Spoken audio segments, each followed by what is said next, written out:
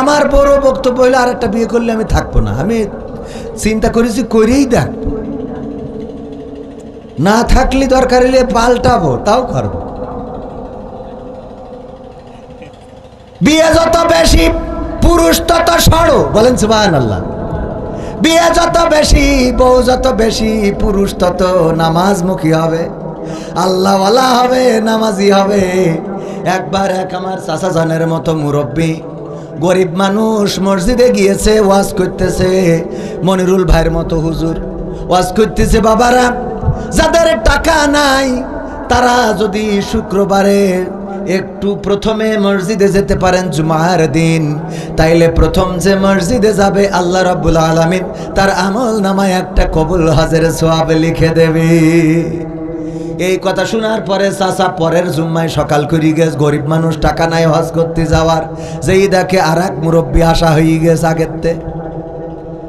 চিন্তা করলো আজকে তো পাইলাম না, পরের সপ্তাহে যাব।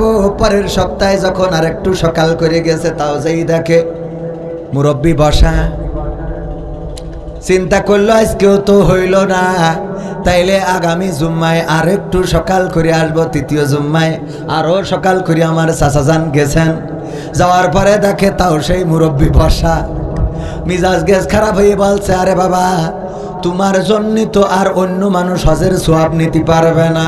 বলছে কেন?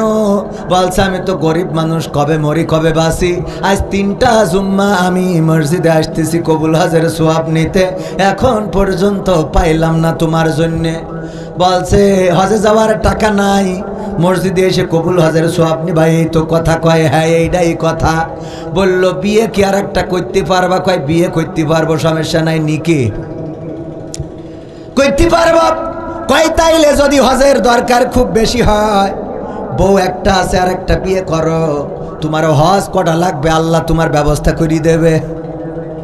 আমার চাচা যান এসে আবার বাড়িতে গোলমাল বাঁধে কি না যায় হোক।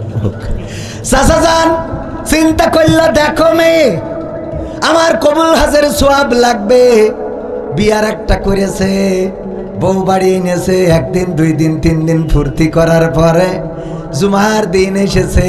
ও বাবা, ওই মুরব্বী যেইটা আগে বসে থাকতো, ওই মুরব্বী যেই দেখে আমার চাচা যান বসা, বলছে বাবা আজকে কি তোমার স্বপ্নটা পূরণ হয়েছে?